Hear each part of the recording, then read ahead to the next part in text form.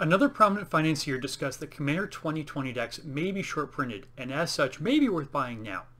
We're going to examine the veracity of that claim, but furthermore we're going to assume they're right and take the best case scenario. Are Commander type products profitable to speculate on? I have a variety of people that watch this channel and I want to make sure that my opinion is explicit for everyone. To not bury the lead, stores that can afford to buy this product? Yes, absolutely. You can pick up some extra points waiting until the holidays to sell this item. Players that want to buy this to play? This is the cheapest it will probably ever be. Anyone in the MTG finance community? This isn't where you should stick money.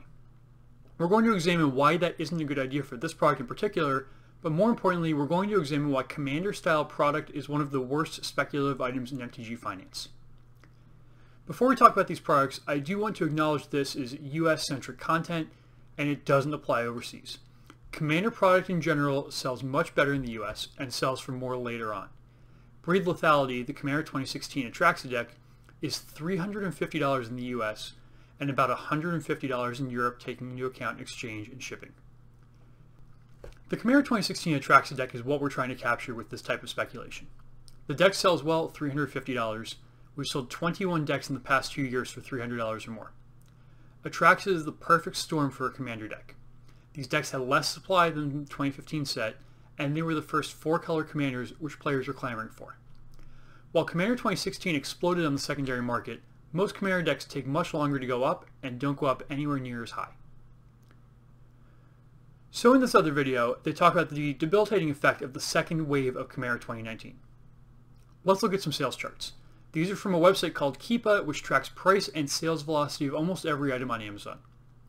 We're using Amazon because the quality of the data is much better than any other source for this thing, and the velocity is high enough to be relevant. We're also looking at the values of each individual deck. Players buy decks, they don't buy sets, especially on older product like this. Choosing to use the complete set data is disingenuous because there's inherently lower velocity because the price is higher. As someone with the motive to sell items, we're going to split sets every time for the higher velocity.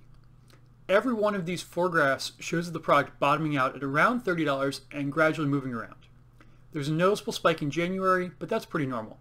The holiday season always depletes stock of many items, especially things that are casual or gift items like Commander decks.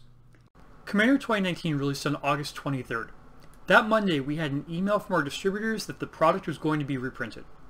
There wasn't a big window for people to buy in and get burned, and more importantly, the price stayed significantly above MSRP, so anyone that did buy in could have gotten out any time that month. Now let's talk C20. Let's imagine that you buy one full set. Let's assume everything is great, the set has gone up, every deck is selling for double MSRP. That's the dream, right? $80 decks. We're assuming all of this is true, basically best case scenario, and it's already a little preposterous. Of the existing Commander decks, only Commander 2011, 2016, and 2017 are consistently above $80 per deck. Now let's assume you want to do all the work and you want to sell this yourself. You're going to mail these out to each customer, so TCG Player is going to take 15% and you're at $68. Then you have to box it up because nobody wants to receive this item in an envelope. Up to $12 for a 2-pound package mailed somewhere in the US.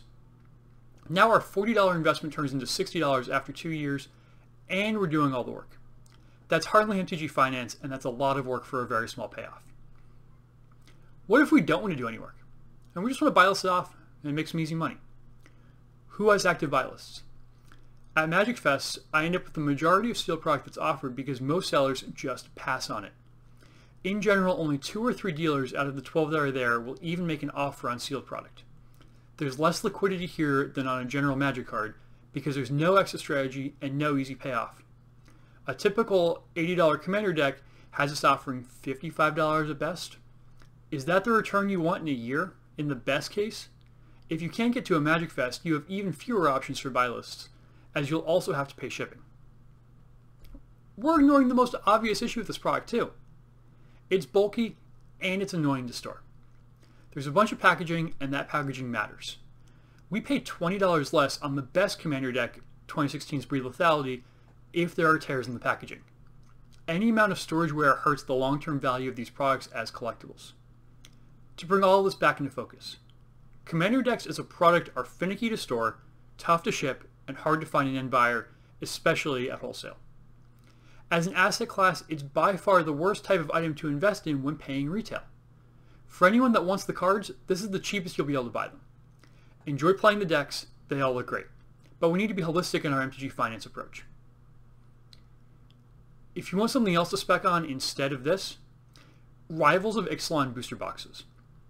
This set has 10 mythics and 2 of them are $40. Both Zakama Primal Calamity and Elenda of the Duskrows are extremely chased cards right now.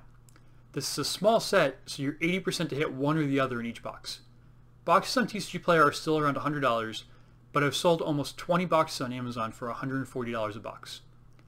Are you going to get rich buying recent sale product? No. But if you take prize packs from your LGS and Rivals instead of the newest set, you'll probably do better than a lot of other options. In the interest of disclosure, I still own about 150 boxes of Rivals of Ixalan. I want to thank everyone for watching. Please like and subscribe to this video to be notified of future ones, and provide feedback in the comments or on Twitter at TOAMagic.